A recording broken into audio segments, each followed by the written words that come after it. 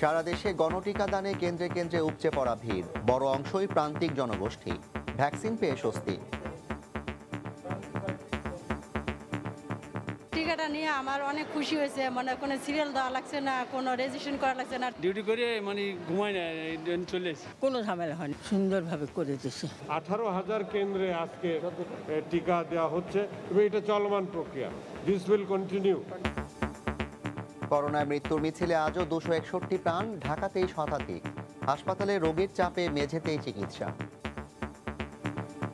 Oxygen আছে প্রচুর, কিন্তু সিলিন্ডার নাই। ক্ষমতা না থাকলে আর জোর না থাকলে এখানে অক্সিজেন পাওয়াটা টাফ। মেডিকেল নিয়ে আসি তো চিকিৎসার বুঝতে পারছেন। যার দরকার নেই সে পাচ্ছে, আর যার দরকার হচ্ছে সে কম পাচ্ছে। দেখছিলেন প্রধান শিরোনাম। সন্ধ্যার সময়ে সঙ্গে আছি আমি জাফর সাদিক। এবার অন্যান্য শীর্ষ সংবাদ। এডিস মশার ব্যাপক উপস্থিতিতে ডেঙ্গু পরিস্থিতি মারাত্মক হওয়ার শঙ্কা। দায় নিলেন উত্তরের মেয়র। পরিচ্ছন্নতা কাজে অংশ নিলে মিলবে নগদ টাকা। এডিসি সাকলাইন ডিবি থেকে প্রত্যাহার, তদন্ত কমিটি গঠন। চলচ্চিত্র শিল্পী সমিতিতে পরির সদস্য পদ স্থগিত, জিমি রিমান্ডে। সমুদ্রে ঝাঁকে ঝাঁকে ধরা পড়ছে ইলিশ, হাঁকটাকে মুখর বঙ্গনার পাথরঘাটা মৎস্য অবতরণ কেন্দ্র। বেচাকেনায় জেলে আড়তদারদের ব্যস্ততা।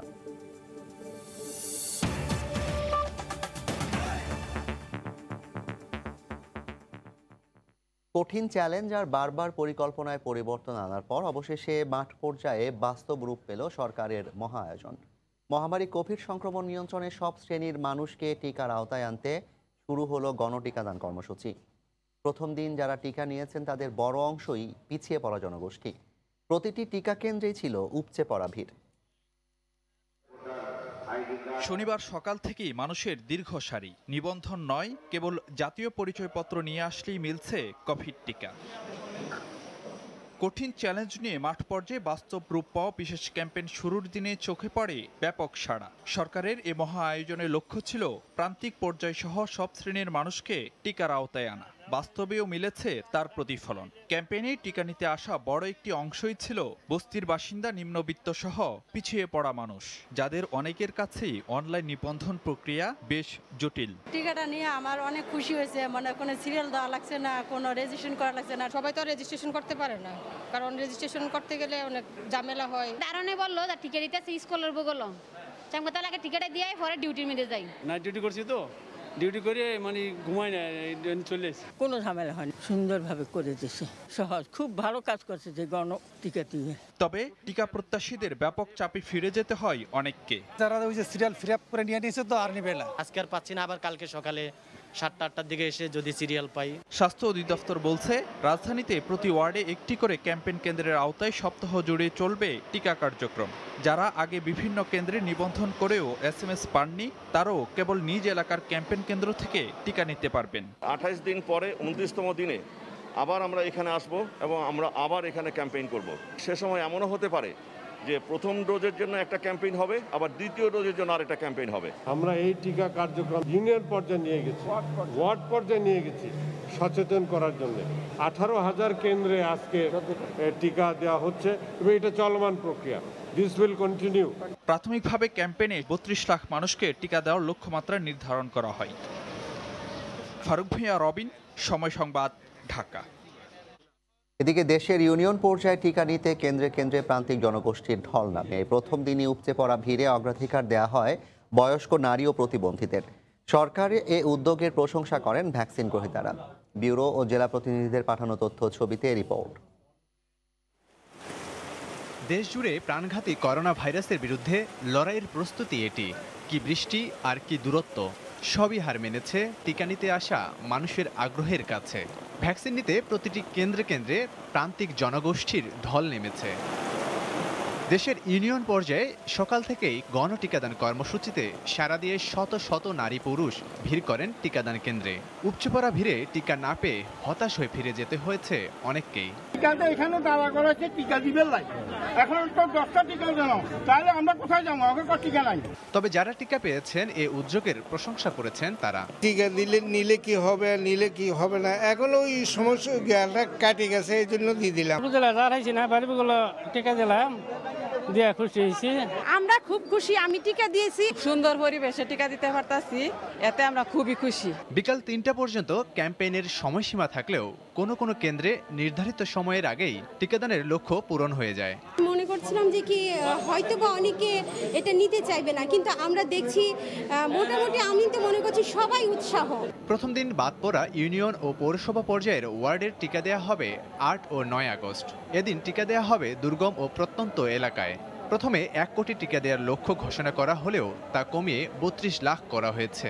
সকলে যদি এই করোনা টিকা গ্রহণ করে তাহলে এই কেবলমাত্র করোনাকে আমাদের এই মোকাবেলা করা যাবে। করোনায় আক্রান্ত ও মৃত্যু ঠেকাতে ১৪ কোটি নাগরিককে বিনামূল্যে টিকা দেওয়ার পরিকল্পনা রয়েছে সরকারের। এখন পর্যন্ত অ্যাস্ট্রাজেনেকা, মডার্না, ফাইজার ও সিনোফার্মের টিকা দেওয়া হচ্ছে। লাবিব হাসান, সময় সংবাদ।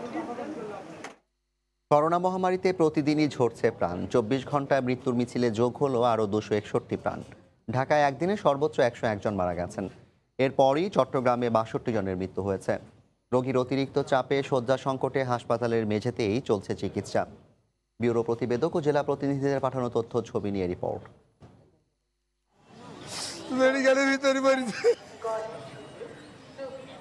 দীর্ঘ হচ্ছে মৃত্যুর মিছিল। তীব্র শ্বাসকষ্ট নিয়ে বিভিন্ন হাসপাতালে ছুটছেন রোগীরা। অনেক ক্ষেত্রেই তাৎক্ষণিক মিলছে না আইসিইউ বেড, মেঝেতে রেখেই দেয়া হচ্ছে চিকিৎসা। ২৪ ঘন্টায় করোনায় সর্বাধিক মারা গেছেন ঢাকা বিভাগে ১০১ জন। চট্টগ্রাম বিভাগে মারা গেছেন ৬২ জন। এর মধ্যে কুমিল্লায় ২৪, চাঁদপুরে মারা গেছেন ১১ জন। হাসপাতালগুলোতে রোগীর চাপ বেড়ে যাওয়ায় অক্সিজেন সরবরাহ ও শয্যা সংকট বেড়েই চলেছে। বেড নাই, সিট নাই, এখানে নিচে ফ্লোরে রাখছে। রোগীরা যদি সচেতন না হয়, আমরা যতই আইসিইউ সেবা দেই, যতই আমরা অক্সিজেন প্ল্যান দেই, আমাদের পক্ষে এই চাপ সামাল দেওয়া সম্ভব হবে না। খুলনা বিভাগে করোনায় মারা গেছেন ৪৫ জন। এর মধ্যে সবচেয়ে বেশি কুষ্টিয়ায় মারা গেছেন ১০ জন। এছাড়া যশোরে ৮ এবং ঝিনাইদহ, মাগুরা ও মেহেরপুরে ৪ জন করে মারা গেছেন। ময়মনসিংহ বিভাগে ১৬ জন মারা গেছেন। এর মধ্যে নেত্রকোনার ৬, ময়মনসিংহের ৫, জামালপুরের ৪ ও শিরপুরের ১ জন। বরিশাল বিভাগে করোনার ছোবলে প্রাণ ঝরেছে ১২ জনের। এর মধ্যে সর্বাধিক ভোলায় ৪ জন। এছাড়া বরিশালে ৩, পটুয়াখালী ও ঝালকাঠিতে ২ জন করে এবং পিরোজপুরে ১ জন মারা গেছেন। আইসিইউর অবস্থা খুবই খারাপ, অক্সিজেনে খুব সংকট। সিলিন্ডার আছে পর্যাপ্ত, বাট মিসইউজ হচ্ছে। যার দরকার নেই সে পাচ্ছে, মানে বেশি নিচ্ছে, আর যার দরকার হচ্ছে সে কম পাচ্ছে। এছাড়া ২৪ ঘন্টায় করোনায় রংপুর বিভাগে ১০ জন, রাজশাহী বিভাগে ৮ জন ও সিলেট বিভাগে ৭ জন মারা গেছেন। মনিরুজ্জামান প্রান্ত, সময় সংবাদ। ডেঙ্গু প্রসঙ্গ। রাজধানীতে এডিস মশার ব্যাপক উপস্থিতির কারণে সামনের দিনে ডেঙ্গু পরিস্থিতি আরও ভয়াবহ হতে পারে এমন আশঙ্কা বিশেষজ্ঞদের। এদিকে ডেঙ্গু আক্রান্ত হয়ে মৃত্যুর দায় সিটি কর্পোরেশন এড়াতে পারে না বলে মন্তব্য করেছেন ঢাকা উত্তর সিটির মেয়র। এ অবস্থায় এডিসের বিরুদ্ধে সামাজিক আন্দোলনের ডাক দিয়ে তিনি বলেন, পরিষ্কার পরিচ্ছন্নতা অভিযানে অংশ নিলেই মিলবে টাকা। এদিকে সবশেষ ২৪ ঘন্টায় ডেঙ্গুতে আক্রান্ত হয়ে হাসপাতালে ভর্তি হয়েছেন ২০৪ জন। চলতি বছর এডিসের দাপট শুরুর দিকে কম থাকলেও জুলাই মাসে ধীরে ধীরে তা বাড়তে থাকে। গেল মাসে শনাক্ত হওয়া মোট রোগীর সংখ্যার অর্ধেকেরও বেশি শনাক্ত হয় চলতি মাসের প্রথম সপ্তাহে। নড়ে চড়ে বসে ২ সিটি। মাঠ পর্যায়ে এডিসের লার্ভা ধ্বংসে চিরুনি অভিযান, ওষুধ ছিটানোর মতো কর্মসূচি হাতে নেওয়া হয়। সবশেষ প্রতি শনিবার সকাল ১০টা ১০ মিনিটে নিজ নিজ বাসা পরিষ্কারের আহ্বান জানান উত্তর সিটির মেয়র। বিশেষজ্ঞরা বলছেন, এখনো মাঠ পর্যায়ে এডিস মশার যে ঘনত্ব, তাতে যে কোনো সময় ডেঙ্গু ভয়াবহ আকার ধারণ করতে পারে। তাই ওয়ার্ড পর্যায়ে দ্রুত কমিটি করে কর্পোরেশনের সঙ্গে সমন্বয় করতে হবে। এখনো আমরা মাঠ পর্যায়ে যে এডিস মশার ঘনত্ব পাচ্ছি, সেটি ডেঙ্গু ছড়ানোর জন্য উপযোগী মাত্রা। এই মুহূর্তে প্রতিটি মহল্লা কমিটি করে তরুণ সমাজসেবকদেরকে যুক্ত করে সেই কমিটির সাথে সিটি কর্পোরেশনের মশক নিধন কর্মী, বিশেষ করে লার্ভিসাইড স্প্রেম্যান এবং ফগিং মেশিনের স্প্রেম্যান এবং একজন ক্লিনার যুক্ত করে দিয়ে প্রতিটি মহল্লায় চিরুনি অভিযান পরিচালনা করা উচিত। এদিকে শনিবার সকালে নিজ অফিস পরিষ্কার পরিচ্ছন্নতা কার্যক্রমে অংশ নেন উত্তর সিটির মেয়র। পরে গণমাধ্যম কর্মীদের বলেন, উত্তরের ৬৫% নির্মাণাধীন বাড়িসহ বিভিন্ন স্থানে এডিসের লার্ভা রয়েছে। আমি কিন্তু দায় এড়াতে পারবো না, এটাই বাস্তবতা। আমি নিব না, অবশ্যই আমাকে নিতে হবে। আমার জন্যই কিন্তু আমি চেষ্টা করে যাচ্ছি। দায় এবং দায়িত্বশীলতা দুটোকে নিয়েই কিন্তু আমাদের কাজ করতে হবে। প্রায় ৬০ থেকে ৬৫% কনস্ট্রাকশনের বাসা বাড়িতে আমরা এই লার্ভাটা দেখতে পাচ্ছি। প্রত্যেকটি ওয়ার্ডে ওয়ার্ডে 10টি করে কমিটি অলরেডি করতে বলা হয়েছে। অব্যবহৃত টায়ার, ফুলের টব, ডাবের খুলি ইত্যাদিতে পানি জমে থাকে এমন জিনিসপত্র সিটি কর্পোরেশনে জমা দিলে নগদ অর্থ দেয়া হবে বলে জানান মেয়র। তোহা খান তামিম, সময় সংবাদ, ঢাকা। এদিকে পরিমণির সদস্যপদ সাময়িক স্থগিত করেছে বাংলাদেশ চলচ্চিত্র শিল্পী সমিতি। বিকেলে বিএফডিসিতে বৈঠক শেষে সংবাদ সম্মেলনে কথা জানান সমিতির সভাপতি মিশা সওদাগর। তবে পরিমণি জামিনে মুক্তি পেয়ে শুটিংয়ে অংশ নিতে পারবেন বলেও জানানো হয়। ব্যক্তিগত কোনো অনৈতিক বা অপরাধমূলক কর্মকাণ্ডের দায় দায়িত্ব সংগঠন হিসেবে বাংলাদেশ চলচ্চিত্র শিল্পী সমিতি নেবে না, যেহেতু সুনির্দিষ্ট অভিযোগের ভিত্তিতে তাদের ব্যক্তিগত কর্মকাণ্ডের জন্য তাদের গ্রেপ্তার করা হয়েছে। তাই শিল্পী সমিতির সুনাম ভাবমূর্তি রক্ষার্থে আপাতত তাদের সদস্যপদ সাময়িকভাবে স্থগিত রাখার সিদ্ধান্ত হয়। কাছে অবশ্যই করবে না কেন, সে কাজ করুক। চলচ্চিত্র এমনিতেই খুব বাজে অবস্থায় যাচ্ছে, কাজ করুক, ওই বিষয়ে আমরা এখন এই মুহূর্তে সিদ্ধান্ত নিয়ে নিই। বাংলাদেশ অস্ট্রেলিয়া সিরিজের খবর। ঐতিহাসিক সিরিজ জয়ের পর স্বপ্নযাত্রা অব্যাহত রাখতে চতুর্থ টি-20তে অস্ট্রেলিয়ার বিপক্ষে টসে জিতে ব্যাটিং করছে বাংলাদেশ। এই মুহূর্তে মিরপুর শের-ই-বাংলা জাতীয় ক্রিকেট স্টেডিয়ামে আছেন রিপোর্টার মাহবুব রিমন। দু দলের সবশেষ খবর জানাতে সরাসরি চলে যাচ্ছি তার কাছে। রিমন। জাফর বলছিলেন ঐতিহাসিক সিরিজ জয়, তাই বোধহয় পেয়ে বসেছে বাংলাদেশের। আপনি কিংবা দর্শকদের মতো আমাদেরও আসলে প্রশ্ন, এটা কি আমরা টি-20 দেখছি, ওয়ানডে দেখছি, নাকি আসলে টেস্ট ক্রিকেট দেখছি? মাত্র 80 রান 6 উইকেট হারিয়ে গিয়েছে। শুধুমাত্র আফিফ হোসেন ধ্রুবর কথা বাদ দিলে বাংলাদেশ দলের কোনো ব্যাটসম্যানই তাদের বলের চেয়ে বেশি রান করতে পারেননি। সাকিব আল হাসানের কথা যদি বলি, তিনি 26 বলে করেছেন মোটে 15 রান। আর নাইম শেখ আজকে সবচাইতে সফল, কিন্তু তিনিও কিন্তু 36 বল খেলে মোটে 28 রান করেছেন। এই মুহূর্তে আসলে বাংলাদেশ দলের প্রাথমিক লক্ষ্য সেটা হয়তো 100 পার করা। তবে একটা বিষয় একটু বলে রাখতে চাই, আজ কিন্তু আগে যেই 3 নম্বর উইকেটে খেলা হয়েছে, আজ কিন্তু 3 নম্বর উইকেটে খেলা হচ্ছে না। অর্থাৎ প্রথম তিনটি টি-20 3 নম্বর উইকেটে হয়েছিল, আজ কিন্তু 7 নম্বর উইকেটে খেলা হচ্ছে, যে উইকেটে কিন্তু রান আছে। সেখানে আসলে বাংলাদেশের ব্যাটসম্যানরা শুরু থেকেই ঢুকছে। বিশেষ করে সৌম্য সরকারের কথা একটু আলাদাভাবে যদি আমরা বলি, সৌম্য সরকার প্রথম 3 টি-20তে আসলে ওইভাবে বাজেভাবে আউট হওয়ার পরে আজকে কিন্তু সবাই প্রত্যাশা করছিল হয়তোবা সৌম্যর বিকল্প হিসেবে মিথুন কিংবা মোসাদ্দেক হোসেন সৈকতকে দেখা যাবে, কিন্তু তেমনটা কিছুই দেখা যায়নি। বরং সৌম্য সরকার তার যেই ফর্মের ধারাবাহিকতা, অর্থাৎ বাজে ফর্মের ধারাবাহিকতা, সেটা কিন্তু ধরে রেখেছেন।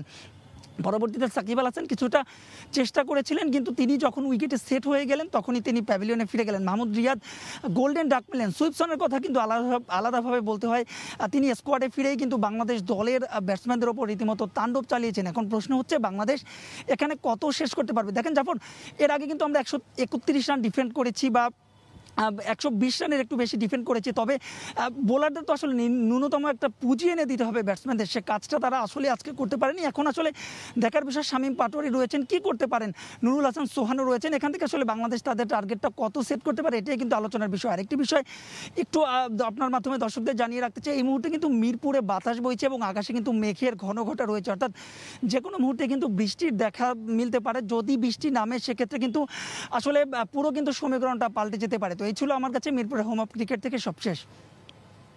বাংলাদেশ অস্ট্রেলিয়া চতুর্থ টি-20 খবর জানাতে আমাদের সঙ্গে সরাসরি যুক্ত হয়েছিলেন মাহবুব রিমন। নিষেধাজ্ঞার প্রতিকূল আবহাওয়া শেষে আবারও কর্মচঞ্চল বরগুনার পাথরঘাটা মৎস্য অবতরণ কেন্দ্র। সমুদ্রে ধরা পড়ছে ইলিশ সহ সব ধরনের সামুদ্রিক মাছ। প্রায় 3 মাস পর আবারও পাইকার, আড়তদার ও শ্রমিকদের ভিড়ে কর্মচঞ্চল বরগুনার পাথরঘাটার মৎস্য অবতরণ কেন্দ্র। সমুদ্র থেকে আসা ইলিশ সহ সব ধরনের সামুদ্রিক মাছ নিয়ে ছুটছেন শ্রমিকরা। হাক ডাকে আড়তদাররা বিক্রি করছেন পাইকারদের কাছে। মাছ কিনেই দ্রুত দেশের বিভিন্ন স্থানে পাঠাতে শুরু হয় প্যাকেটিং। ভালো লাগতেছে, মার্কেটে মাছ হইলে দেখা যায় সবারই ভালো ইনকাম হয়। পাথরঘাটা ভালো, এটা মনে করেন আমদানি শুরু হয়ে যায়। খাওয়ার মতো কোনো কায়দা নেই মানুষের। বড় মাছ 30, 35, 40 হাজার টাকা রেট, 500 গ্রাম, 700 গ্রাম, 700 গ্রাম, 800 গ্রাম। এদিকে কক্সবাজার, চট্টগ্রামের তুলনায় মাছের পরিমাণ অনেকটাই কম, তাই পাইকার ও শ্রমিকদের অনেকেই মাছের অপেক্ষায় আছেন। গভীর সমুদ্রের বোটগুলায় কিছু কিছু মাছ পাইতেছে, আর কক্সবাজারে ওই এলাকায় মাছ বেশি হচ্ছে। মাছ নাই, মাছ আপনার যত শ্রমিক বা আমাদের পাইকার যে মাছ ওরে 3 ভাগের 1 ভাগ লোক কিনতে পারেন, আর লোকজন বইয়ে থাকে সব। বর্তমানে কেজি ওজনের ইলিশের মন 60 থেকে 65 হাজার টাকায় বিক্রি হচ্ছে। সময় সংবাদ, বরগুনা। স্বল্পমূল্যের চাল ও আটা নিম্ন আয়ের মানুষের জন্য বিক্রির কথা খোলা বাজারে, অথচ তা সংরক্ষণ করা হচ্ছে গোডাউনে। অসাধু ডিলারদের যোগসাজশে এই খাদ্য সামগ্রী খোলা বাজারের পরিবর্তে বিক্রি হচ্ছে কালোবাজারে। রাজধানী থেকে চক্রের 3 সদস্যকে গ্রেফতারের পর পুলিশ বলছে, ডিলারদের একটি অংশ দীর্ঘদিন ধরেই ওএমএস-এর খাদ্য সামগ্রী নিজেদের গোডাউনে সংরক্ষণ করে বিক্রি করে আসছিল। বুলবুল রেজার রিপোর্ট। স্বল্প আয়ের মানুষের জীবনযাত্রা সহজ করার জন্য সরকার সুলভ মূল্যে চাল ও আটা বিক্রি করে আসছে গত কয়েক বছর ধরে। এই কর্মসূচি বাস্তবায়নে প্রয়োজনীয় সংখ্যক ডিলারও নিয়োগ দেওয়া হয়েছে। ঢাকা মহানগরীর বিভিন্ন এলাকায় সপ্তাহে 6 দিন চাল ও আটা ভর্তুকি দিয়ে বিক্রি করার কথা তাদের। অভিযোগ রয়েছে, ডিলারদের একটি অংশ ওএমএস-এর চাল আটা খোলা বাজারে না নিয়ে বিক্রি করে দিচ্ছে কালোবাজারে। পুলিশ বলছে, জুয়েল নামে এক ডিলারকে গ্রেফতারের পর ওএমএস-এর চাল আটা কালোবাজারে বিক্রির সিন্ডিকেটের তথ্য বেরিয়ে আসে। জুয়েল ও তার পরিবারের সদস্যদের নামে 12টি ডিলারশিপ রয়েছে। একটি অসাধু চক্র এই ওএমএস-এর এই ডিলারশিপের সুবিধা নিয়ে তারা বিভিন্নভাবে এগুলোকে সংগ্রহ করে জনগণের মধ্যে বিতরণ না করে খোলা বাজারে বিক্রির উদ্দেশ্যে গুদামজাত করছে। এই 12টি ডিলারশিপের মাধ্যমে সে দীর্ঘদিন ধরে প্রতারণা করছে এই চালগুলো। স্বল্প মূল্যের ওএমএস-এর পণ্য সামগ্রী কালোবাজারে বিক্রির পুরো সিন্ডিকেটটি আইনের আওতায় আনতে অভিযান অব্যাহত আছে বলে জানিয়েছে গোয়েন্দা পুলিশ। বুলবুল রেজা, সময় সংবাদ, ঢাকা।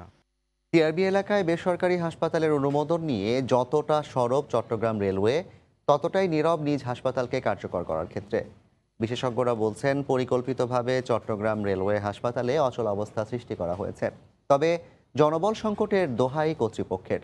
আশরাফুল আলমের ক্যামেরায় ফেরদৌস লিপির রিপোর্ট। চট্টগ্রাম রেলওয়ে হাসপাতাল, বৃহস্পতিবার ঘড়ির কাঁটা ঠিক সকাল 10:30। শুনশান নিস্তব্ধ এই জায়গা দেখে বোঝার উপায় নেই এটি একটি হাসপাতাল, যেখানে নেই কোনো রোগীর পদচারণা, ব্যস্ততা নেই চিকিৎসক, নার্স সহ সংশ্লিষ্টদের। হাসপাতালের ভেতরের অবস্থা দেখলেই বোঝা যায় এখানে চিকিৎসার কোনো লেশমাত্র নেই। 95 শয্যার বিশাল জায়গা জুড়ে থাকা এই হাসপাতাল মহামারীর কালেও রোগী শূন্য। হাসপাতালে চিকিৎসকের 16টি পদ থাকলেও বর্তমানে কর্মরত আছেন 3 জন।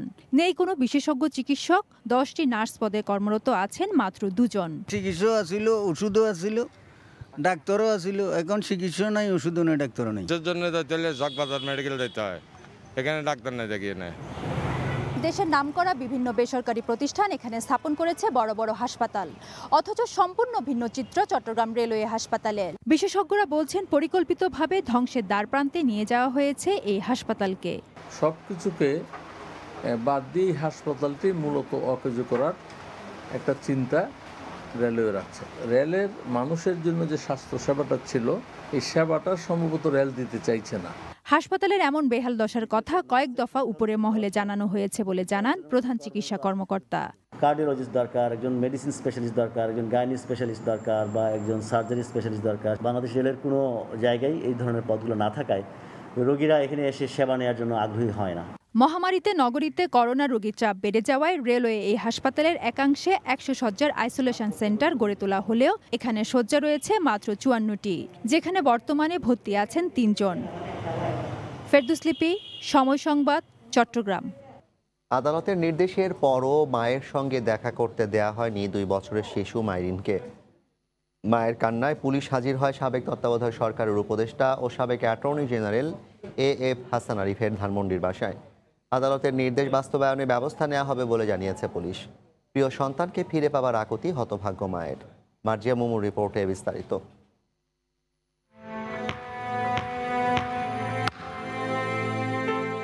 সন্তানকে এক নজর দেখার জন্য তপ্ত রোদে রাজপথে ঠায় দাঁড়িয়ে মা। নারী ছেঁড়া ধনকে গত 2.5 মাস ধরে একবারও চোখের দেখা দেখতে পাননি তিনি। 1 মাসের শিশু সন্তানকে কোলে নিয়ে 2 বছরের আরেক সন্তানের জন্য মায়ের প্রতীক্ষা ধরা পড়ে সময় সংবাদের ক্যামেরায়। 2.5 মাস হয়ে গেছে আমার বাচ্চাটাকে দেখতে পাচ্ছি না। আমি বাচ্চাটাকে জাস্ট দেখতে চাচ্ছি, আমি তার কিছু চাচ্ছি না। আশ্চর্য। সাবেক তত্ত্বাবধায়ক সরকারের উপদেষ্টা ও সাবেক অ্যাটর্নি জেনারেল এএফ হাসান আরিফের ছেলের বউ মাধবী আক্তার নীলার কাছ থেকে তার বড় সন্তান শিশু মাইরিনকে আলাদা করে রাখেন শ্বশুর বাড়ির লোকজন। মায়ের আকুতিতে সাড়া দিয়ে সপ্তাহে 2 দিন শিশু মাইরিনকে তার মায়ের সঙ্গে দেখানোর নির্দেশ দেন আদালত। তারপরও দেখা করতে দেয়া হচ্ছে না বলে অভিযোগ ভুক্তভোগী মায়ের। বলছে আমি নাকি কোর্টকে বিভ্রান্ত করে পারমিশন নিয়ে আসছি, ওরা আমাকে বাচ্চা দেখতে দিবে না। দীর্ঘক্ষণ অপেক্ষার পরও সন্তানকে দেখতে না পেরে যান পুলিশের কাছে। ঘটনাস্থলে পৌঁছে পুলিশ জানায় আদালতের নির্দেশ প্রতিপালনের ব্যবস্থা করবেন তারা। শুক্রবার এবং শনিবার এবং অথবা ঈদ উল আজহার দিনে দেখা করতে পারবেন 3টা থেকে 5 ঘটিকার মধ্যে। ভুক্তভোগী এই মায়ের অভিযোগ, বিয়ের পর থেকেই শ্বশুরবাড়ির লোকজন তার উপর অকথ্য নির্যাতন চালায়। এমনকি গর্ভাবস্থায় দ্বিতীয় সন্তানকে জোরপূর্বক গর্ভপাত করানোর অভিযোগও আনেন সাবেক অ্যাটর্নি জেনারেল AF হাসান আরিফের পরিবারের বিরুদ্ধে। 20 জুন নির্যাতন, ভ্রূণ হত্যা ও 2 বছরের সন্তানকে আটকে রাখার অভিযোগে স্বামী মুয়াজ আরিফের বিরুদ্ধে মামলা করেন মাধবী নীলা। মার্জিয়া মুমু, সময় সংবাদ, ঢাকা। এ পর্যায়ের শীর্ষ সংবাদ জানিয়ে দিচ্ছি আরেকবার। সারা দেশে গণটিকা দানে কেন্দ্রে কেন্দ্রে উপচে পড়া ভিড়, বড় অংশই প্রান্তিক জনগোষ্ঠী। ভ্যাকসিন পেয়ে স্বস্তি। করোনায় মৃত্যুর মিছিলে আজও 261 প্রাণ। এডিস মশার ব্যাপক উপস্থিতিতে ডেঙ্গু পরিস্থিতি মারাত্মক হওয়ার শঙ্কা। দায় নিলেন উত্তরের মেয়র। পরিচ্ছন্নতা কাজে অংশ নিলে মিলবে নগদ টাকা। এবং পরিমণির সঙ্গে অনৈতিক সম্পর্কের দায়ে এডিসি সাকলায়েন ডিবি থেকে প্রত্যাহার। তদন্ত কমিটি গঠন। চলচ্চিত্র শিল্পী সমিতিতে পরির সদস্য পদ স্থগিত। জিমি রিমান্ডে। এই ছিল সন্ধ্যার সময়। সঙ্গে থাকুন সময়।